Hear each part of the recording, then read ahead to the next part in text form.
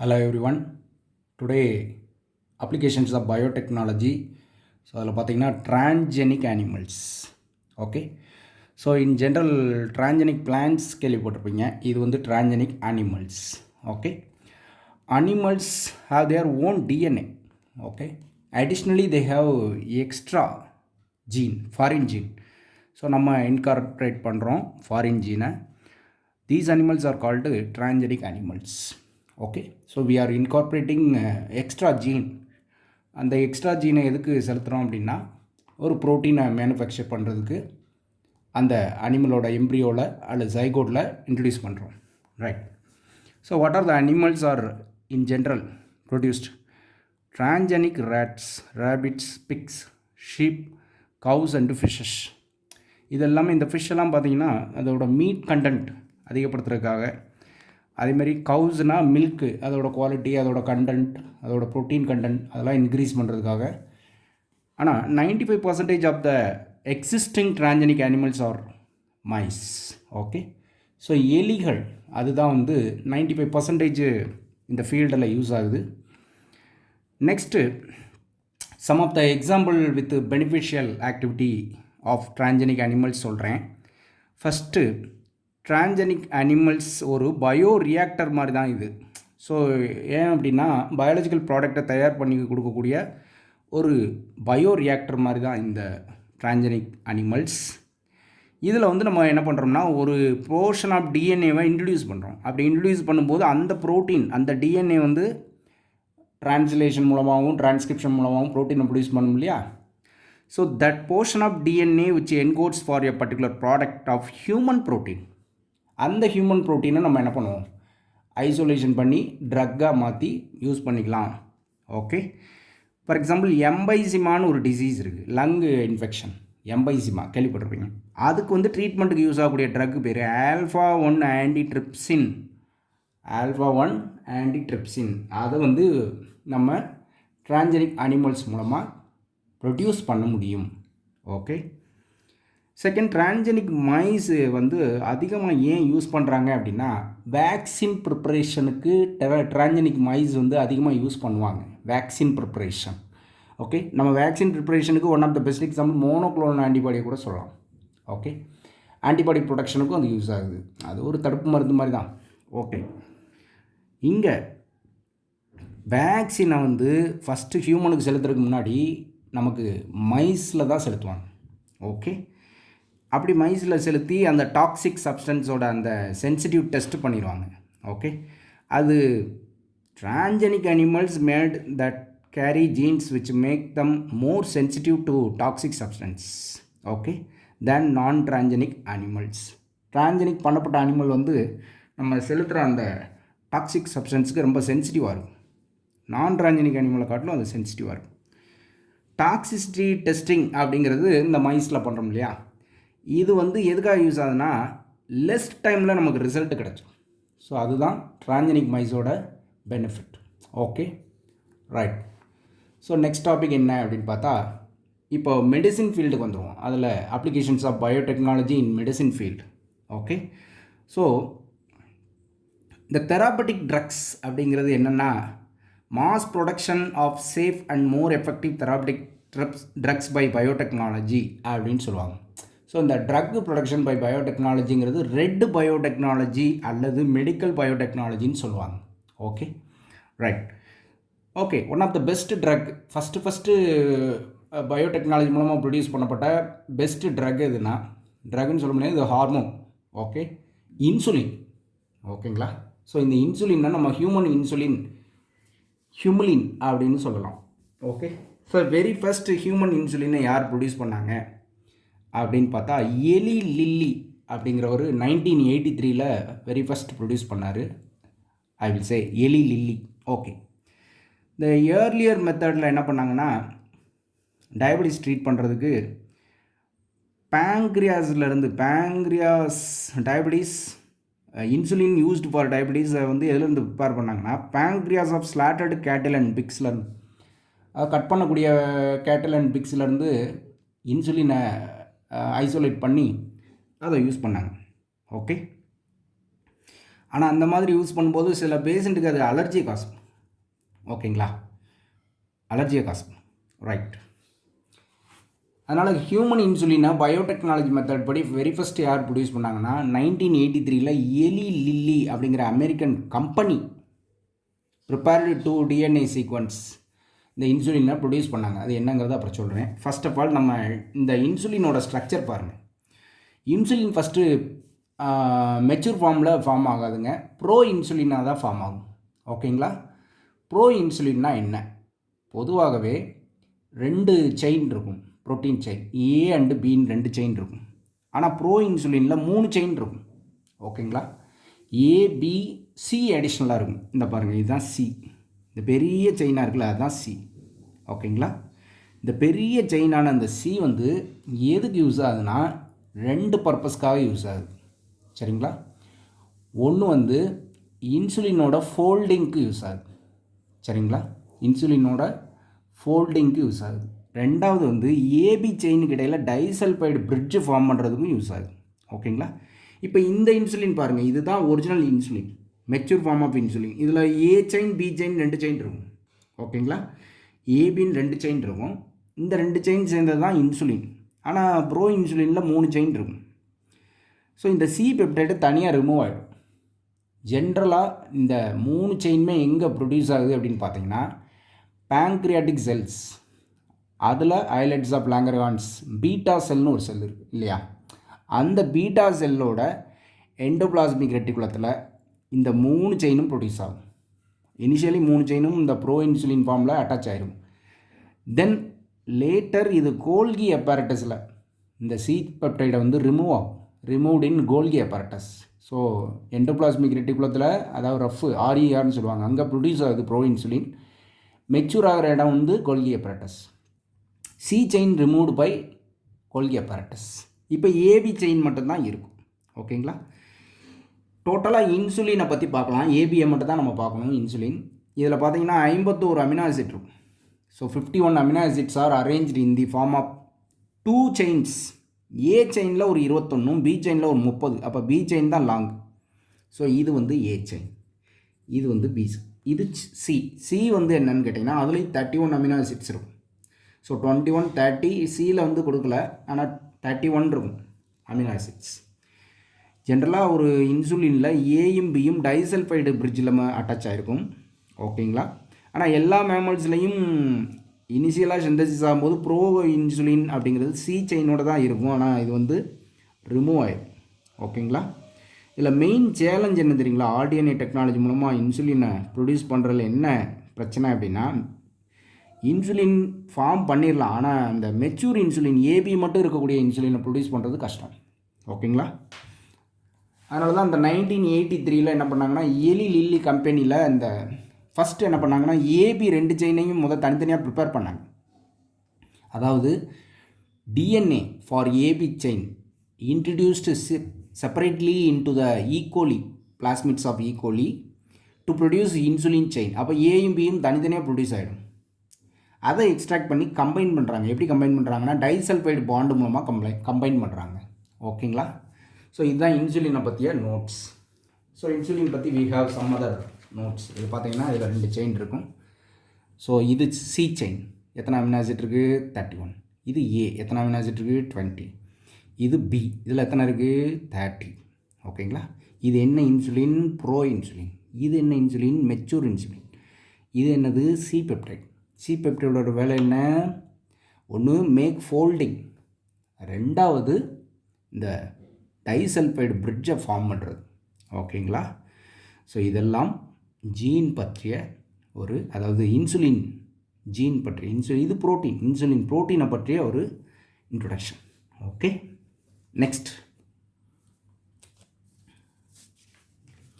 Gene therapy. ஓகேங்களா, so come to here. இங்கே நான் ஒரு சில பாயிண்ட்டு மிஸ் பண்ணியிருக்கேன், ஏன்னா நம்ம டைரெக்டாக போயிட்டோம். ரைட், இங்கே ஒரு 3 பெனிஃபிட்டை பற்றி கொடுத்துருக்காங்க. எம்பைசிமாவை ட்ரீட் பண்ணுறதுக்கு ஆன்டி ட்ரிப்சின் யூஸ் ஆகுன்னு சொன்னோம். அதே மாதிரி டிரான்ஜெனிக் கவ்வை பற்றி சொல்லணும்.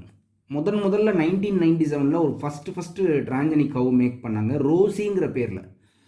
ஓகே, ரோசியோட மில்கில் என்ன இருக்குன்னா ஒரு ஹியூமன் ப்ரோட்டீன் சீரம் புரோட்டீன் சொல்லுவாங்க. அந்த புரோட்டீன் எவ்வளோ இருக்குன்னா 2.4 grams per litre.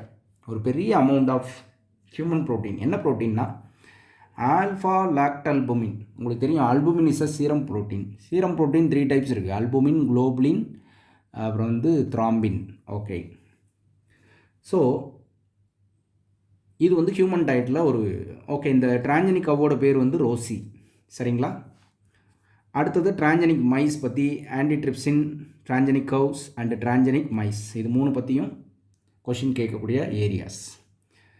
Okay, next இங்கே பாருங்கள். ஜீன் தெரப்பி அப்படின்னா என்ன அர்த்தம்னா ஜீன் சிகிச்சைன்னு சொல்லுவாங்க. அதாவது ஒரு ஹியூமனோட பாடியில் ஒரு ராங் ஜீன் இருக்கும், ஓகேங்களா, அல்லது எரர் உள்ள ஒரு ஜீன் இருக்கும். அந்த ஜீனை ரிமூவ் பண்ணிவிட்டு கரெக்டான gene, so replacement of mismatch gene, replacement of repair gene by correct gene அப்படின்னு சொல்லுவாங்க. அந்த மாதிரி மெத்தட் தான் ஜீன் சிகிச்சை.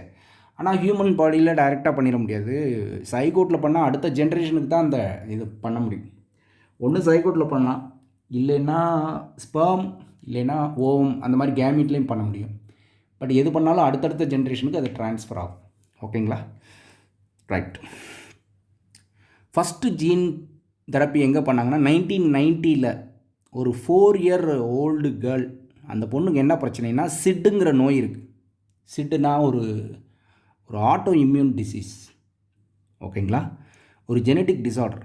அந்த சிட்டுக்கு காரணமான ரீசன் என்னென்னா ஒரு என்சைம் வந்து ப்ரொடக்ஷன் ஆகாமல் போயிடும். என்ன என்சைம்னா அடினோசின் டிஎமினேஸ். அது வந்து டெஃபிஷியன்சி ஆகிடும். ஏடிஏன்னு ஞாபகம் வச்சுக்கோங்க. இந்த என்சைமை ப்ரொடியூஸ் பண்ணக்கூடிய ஜீன் இருக்குல்ல, அந்த ஜீன் வந்து என்ன ஆயிரும், மிஸ்டேக் ஜீன் ஆகிடும், டிஃபெக்டிவ் ஜீன் ஆகிடும், தவறான ஜீன் ஆகிடும். Okay, so gene responsible for this enzyme adenosine deaminase is present in chromosome 20.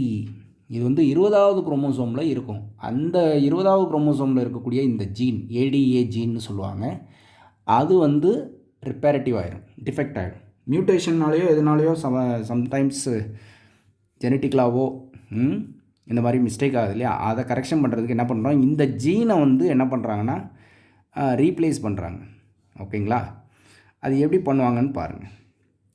First of all இதுக்கு வந்து ட்ரீட்மெண்ட் வந்து இருக்குது. இந்த ஏடிஏ அந்த சைல்டு பிறந்துருச்சு, அந்த சைல்டுக்கு என்ன பண்ணாங்கன்னா போன் மேரோ டிரான்ஸ்பிளான்ட் பண்ணாங்க. ஓகேங்களா? அப்புறம் என்சைம் ரீப்ளேஸ்மெண்ட் தெரப்பி, அதாவது இந்த என்சைமை உடம்புக்குள்ளே செலுத்துனாங்க, அடினோசின் டிஎமினேஸை உடம்புக்குள்ளே செலுத்துனாங்க. ஸோ அந்த மாதிரி 2 மெத்தடில் பண்ணாங்க. பட் ரெண்டுமே என்னென்னா not completely cures that disease. So அதுதான் பிரச்சனை. அதனால் என்ன பண்ணுறோம், isolated gene from bone marrow cells producing ஏடிஏவை உற்பத்தி பண்ணக்கூடிய அந்த ஜீனை எடுத்து introduced in cells at early embryonic stages. அதாவது ஏர்லி எம்ப்ரியோனிக் ஸ்டேஜில் நம்ம ஹியூமன் ஃபீட்டஸ் டெவலப் ஆகும்போது அப்போவே இந்த ஜீனை வந்து உள்ளே செலுத்துறது தான் பெர்மனன்ட் க்யூருக்கான ஒரு சொல்யூஷன். ஓகேங்களா? Right. Monoclonal antibody next topic. இது ஒரு ஆன்டிபாடி. இது வந்து நம்ம இப்போ வரக்கூடிய டிசீஸை ப்ரொடெக்ட் பண்ணுறது, டிசீஸ்லேருந்து நம்ம பாடியை ப்ரொடெக்ட் பண்ணுறதுக்கு ஆன்டிபாடி மேக் பண்ணுவாங்க ஆர்டிஃபிஷியலாக. அது வந்து ஹைப்ரிடோமா டெக்னாலஜி மூலமாக மேக் பண்ணுவாங்க. அந்த ஆன்டிபாடிக்கு பேர் தான் மோனோக்ளோனல் ஆன்டிபாடி. ஓகேங்களா? இதில் 1-2 ஸ்டெப் இருக்குது. இந்த மோனோக்ளோனல் ஆன்டிபாடி எதுலேருந்து தயாரிக்கிறாங்கன்னா ஆன்டிஜன் ஆக்டிவேட்டட் பீசல், அதாவது சென்சிட்டைஸ்டு பீசல்னே சொல்லுவாங்க. ஒரு நம்ம பாடிக்குள்ள ஆன்டிஜன் போயிடுச்சுன்னா அந்த ஆன்டிஜனை வந்து பீசலோட டிட்டர்மினன்ஸ் வந்து ஃபைண்ட் அவுட் பண்ணும். ஓகேங்களா? அது அந்த மாதிரி ஃபைண்ட் அவுட் பண்ணதுக்கப்புறம் பைண்ட் ஆகிக்கிறோம் ஆன்டிஜனும் பீசலும். இந்த செல்களுக்கு பேர் தான் பீசல் வந்து சென்சிட்டைஸ்டு பீசல். அந்த செல்லோட வேலை என்ன தெரியுங்களா, இமிடியேட்லி தே ப்ரொடியூஸ் ஆன்டிபாடிஸ். அப்படி ப்ரொடியூஸ் ஆகிற ஆன்டிபாடிஸை நம்ம என்ன பண்ணலாம், ஐசோலேட் பண்ணி அதை தான் மோனோக்ளோனல் ஆன்டிபாடி சொல்லலாம். பட் இது ஆர்டிஃபிஷியலாக நம்ம எப்படி பண்ணுறோம்னு சொல்கிறேன். அதுக்கு ஒரு டெக்னிக் இருக்குது, ஹைப்ரிடோமா டெக்னாலஜி. ஓகேங்களா? ஃபஸ்ட்டு நம்ம ஒரு மவுஸ்,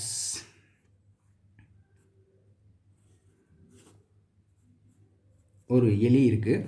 இந்த எலிக்கு என்ன பண்ணுறோம், நம்ம எந்த டிசீஸோ அந்த டிசீஸோட ஆன்டிஜனை உள்ளே செலுத்திடுறோம். ஃபார் எக்ஸாம்பிள் இப்போ கொரோனா வைரஸ், இந்த வைரஸோட ஆன்டிஜனை என்ன பண்ணிடுறோம், எலிக்கு செலுத்திடுறோம். ஆனால் இது ஒரு டிரான்ஜெனிக் மைஸ். இதோட பாடி எப்படி இருக்குன்னா சென்சிட்டைஸ்டு டு திஸ் ஆன்டிஜன், டெஸ்டிங் பண்ணுறதுக்கு உண்டான சென்சிட்டைஸ்டாக இருக்கும். உடனே இந்த எலியோட ஸ்ப்ளீன் செல் இருக்கு இல்லையா, இந்த ஸ்ப்ளீன் செல்ஸில் ஆன்டிபாடி ப்ரொடியூஸ் ஆகிறதுக்கு உண்டான எபிலிட்டி ஃபார்ம் ஆகிட்ருக்கும் கொஞ்சம் கொஞ்சமாக. ஓகேங்களா? இந்த ஸ்ப்ளீன் செல்லை என்ன பண்ணுவாங்கன்னா எதோட கம்பைன் பண்ணுவாங்கன்னா மயலோமா செல்ஸோட கம்பைன் பண்ணுவாங்க. அது என்ன மயலோமா செல்? மயோலோமா இஸ் அ கேன்சர். மயலோமாங்கிறது என்ன கேன்சர்னால் போன் மேரோ கேன்சர். அந்த கேன்சர் காரணமான செல்கள் வந்து போன்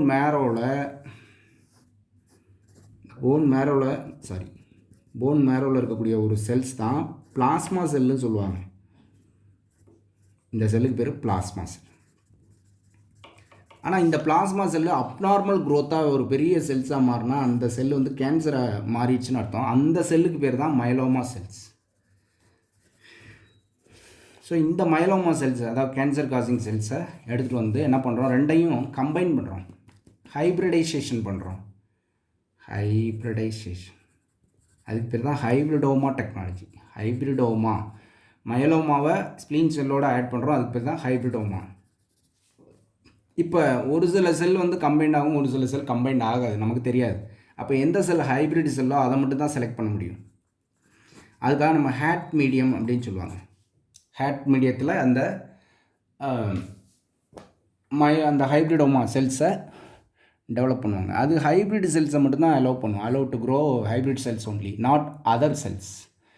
ஸோ அந்த செல்ஸ்லேருந்து ஆன்டிபாடியை என்ன பண்ணிக்கலாம், நம்ம ப்ரிப்பேர் பண்ணிக்கலாம். ஆன்டிபாடி ப்ரொடியூஸ் ஆகும், அதை ஐசோலேட் பண்ணிக்கலாம். So this is called monoclonal antibody. Okay, so இதுக்கு நமக்கு தேவை ஒரு ஆன்டிஜன் செலுத்தப்பட்ட ஒரு எலி, அப்புறம் மயலோமா செல்ஸ். ஓகேங்களா? ஹேட் மீடியம் தேவை. சரிங்களா? ஹேட் மீடியம், ஹேட்னா ஹைப்போசாந்தின் அடினோசின் அப்படின்னு வரும் அந்த நேம், ஹேட் மீடியம். இது வந்து ஒரு செலக்டபிள் மார்க்கர் மாதிரி தான். இது வந்து மாலிகுலர் ஃபில்டர், மாலிகுலர் டிவைஸ். இந்த மீடியத்திலேருந்து நம்ம ஹைப்ரிட் செல்லை மட்டும் வளர்க்கலாம், அதான் மாலிகுலர் டிவைஸ்ன்னு சொல்கிறேன். ஸோ இந்த டெக்னாலஜி மூலமாக தான் மோனோக்ளோனல் ஆன்டிபாடி தயாரிக்கிறாங்க. சரி, எத்திக்கல் இஷ்யூஸ் பாருங்கள். இப்போ ஹியூமன் ஆக்டிவிட்டீஸ் வந்து கண்ட்ரோல் பண்ணணும் இல்லையா? ஏன்னா அது maybe harmful to other living organism. அந்த மாதிரிலாம் இருக்கும்போது ஹியூமன் ஆக்டிவிட்டீஸை கண்ட்ரோல் பண்ணுறதுக்கு நம்ம இந்தியாவில், அதாவது பயோடெக்னாலஜி லெவலில் கண்ட்ரோல் பண்ணணும். அதுக்கு வந்து நம்ம இந்தியாவில் ஒரு ஆர்கனைசேஷன் இருக்குது, ஜெனட்டிக் இன்ஜினியரிங் அப்ரைசல் கமிட்டி. இந்த கமிட்டி தான் make decision regarding the validity of GM research. Genetically modified organism உருவாக்கலாமா வேண்டாமாங்கிறத கண்ட்ரோல் பண்ணக்கூடிய கமிட்டி தான் இந்த GEAC, genetic engineering appraisal committee. Okay, அந்த பேட்டன்ட் பற்றி அடுத்து, பேட்டன்ட்ங்கிறது கவர்மெண்ட் கொடுக்கக்கூடிய ஒரு ரைட்ஸ், ஒரு உரிமை, காப்புரிமைன்னு சொல்லுவோம் இல்லையா? அது கவர்மெண்ட் தான் கொடுக்கணும். யாருக்கு கொடுப்பாங்க? ஒரு கண்டுபிடிப்பாளருக்கு கொடுக்கலாம். எதை கண்டுபிடிச்சிருப்பார்? Commercial use of his invention, அதாவது அவரோட தயாரிப்பு, அவரோட கண்டுபிடிப்புக்கு ஒரு உரிமை கொடுப்பாங்க கவர்மெண்ட். ஸோ இந்த பேட்டன்ட் வந்து பயாலஜிக்கல் காம்பவுண்டோ அல்லது பயாலஜிக்கல் ஆர்கானிசம் அல்லது பயாலஜிக்கல் ப்ராடக்ட்டுக்கு கொடுக்கப்பட்டால் அதுக்கு பேர் தான் பயோ பேட்டன். ஓகேங்களா? இப்போ பிளான்ஸுக்கும் கொடுத்துருக்காங்க. எந்தெந்த பிளான்ஸ் எல்லாம் பயோ பேட்டன் கொடுக்கப்பட்ட பிளான்ஸ்ன்னு பாருங்கள். இது முக்கியமானது, இந்தியாவில் கொடுத்துருக்காங்க. Black pepper, piper nigrum, basmati rice, oryza sativa, Indian mustard, அதாவது பிரேசிகா கேம்பஸ்டிஸ், போம்கிரானட், அதாவது punica granatum, turmeric and neem, இதுக்கெல்லாம் பயோ பேட்டன் கொடுத்துருக்காங்க. ஆனால் 1997 அமெரிக்கன் கவர்மெண்ட் என்ன பண்ணியிருக்காங்கன்னா, ஒரு கம்பெனி வந்து பாஸ்மதி ரைஸு உருவாக்கியிருக்கான். ரைட், அந்த பாஸ்மதி ரைஸுக்கு பேட்டன் கொடுத்துருக்காங்க. ஓகேங்களா? இது எதுக்காக, அந்த கம்பெனியோட பேட்டன்ட் எதுக்காக அப்படின்னு கேட்டோன்னா, that company to sell new variety of basmati rice, US abroad எல்லாம் விற்றுக்கலாம், சேல் பண்ணிக்கலாம். ஆனால் ஆக்சுவலி நியூ வெரைட்டிங்கிறது ஒன்றும் கிடையாது. இது வந்து எப்படி கிடச்சதுன்னா, இந்தியன் ஃபார்மர் வெரைட்டி இருக்குல்ல, அதோட என்ன பண்ணியிருக்காங்கன்னா செமி டுவார்ப் வெரைட்டியை கிராஸ் பண்ணியிருக்காங்க. கிராஸ் பண்ணி தான் இது தயாரிச்சிருக்கான். அப்போ இது ஒரு அத்துமீறிய ஒரு செயல்பாடு. அந்த மாதிரி அத்துமீறி கொள்ளையடிக்கிறதுக்கு பேர் தான் பயோ பைரசி. எதை கொள்ளையடிக்கிறது? பயோ ரீசோர்ஸை கொள்ளையடிக்கிறது. இந்தியாவில் இருந்த ஒரு பிளான்ட் எடுத்துகிட்டு போய் என்ன பண்ணுறாங்க, செமி டுவார்ப் வெரைட்டியோட கம்பைன் பண்ணி பாஸ்மதி ரைஸ் நாங்கள் தான் கண்டுபிடிச்சோம் அப்படின்னு சொல்லி பேட்டன்ட் எடுக்கிறது. ஸோ அதுக்கு பேர் தான் பயோ பைரசி. மல்டிநேஷ்னல் கம்பெனியோ அல்லது ஒரு கண்ட்ரியோ அல்லது ஒரு ஆர்கனைசேஷனோ ப்ராப்பர் அத்தாரைசேஷன் இல்லாமல், without proper authorisation from other countries people concern without compensatory payment, பணம் எதுவும் கொடுக்காம யூஸ் பண்ணிக்கிறது.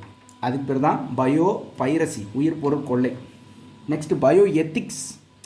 இப்போ பயோ எத்திக்ங்கிறது என்னென்னா, சில ரூல்ஸ் அண்ட் ரெகுலேஷன் இருக்குது. அந்த ரூல்ஸ் அண்ட் ரெகுலேஷன் என்ன பண்ணும், அந்த ரூல்ஸ் அண்ட் ரெகுலேஷன் ஹியூமன் ஆக்டிவிட்டியை கண்ட்ரோல் பண்ணக்கூடிய, ரெகுலேட் பண்ணக்கூடிய அந்த ரூல்ஸ் பயாலஜிக்கல் ஃபீல்டில் ஹியூமன் ஆக்டிவிட்டியை கண்ட்ரோல் பண்ணணும். அந்த டாபிக் பேர் தான் bio ethics. So that's all about this lesson. Thank you so much.